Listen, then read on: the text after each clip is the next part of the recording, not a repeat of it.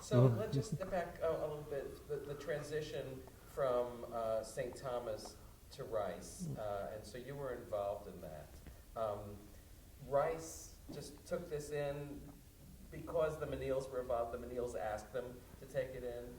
Well, as you can see, it's right on the edge of the campus. I mean, you know, this is as far away as they could put it. There was no buildings in those days between us and, you know, the main area. So it was not something they were totally comfortable with. Rice was totally comfortable with. I mean, the Menils had a lot of money. The Menils, they wanted the Menils to put the money into endowments for professorships and things like that. Mr. de Menil hated tenure, hated professorship, hated endowments. I mean, he wanted something that was alive and dynamic and, you know, breathing. So, you know, the metaphor that they used for their strategy for a long time was Trojan horse. I mean, the media center was one barn. Actually, the second barn, which was the twin of this, was right out that window. And that really was Mrs. de Menil's area where she put on exhibitions. So it was a dual kind of operation that they brought to Rice on their terms. I mean, there was always the prospect that they would hire a very fancy architect that would come in and build a big art building, but they wanted to establish themselves and get going immediately with her exhibits and with this program. Now, was the concept from the beginning that the students would be not only Rice enrolled Rice students, but people in the community? Yeah, no, I think that very much so. I mean, that the de Menils were very committed to the Houston community. They were big supporters of African American in the city.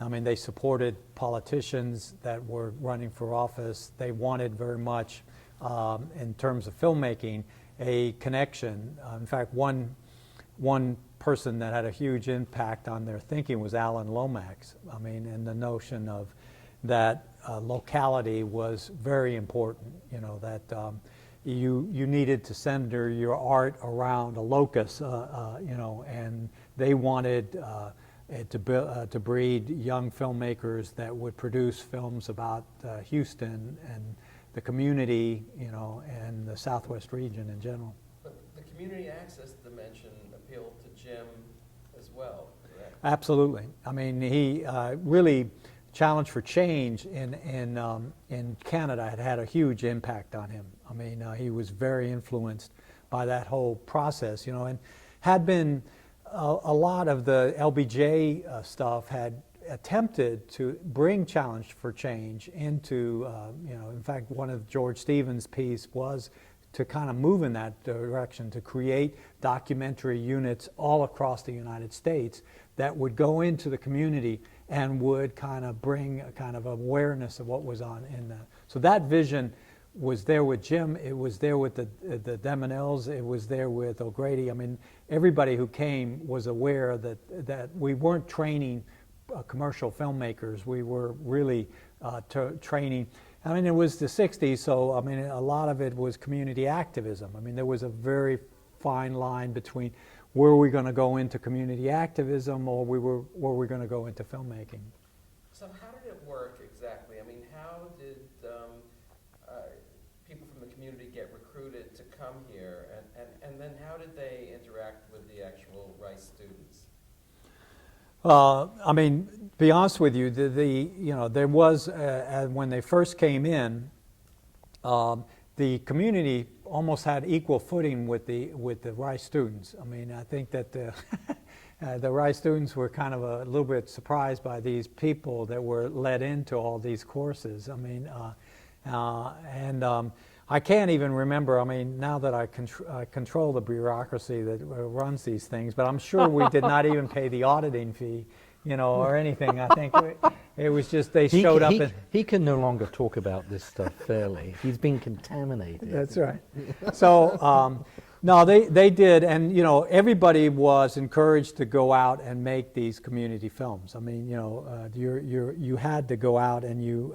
Yeah, but you see, I remember that. I mean, when I arrived here in '75, and that was quite hot and heavy, community access. I also want to say something else, because time has moved on. Nowadays, it's nothing for everybody. Essentially has access to cameras and editing and distribution.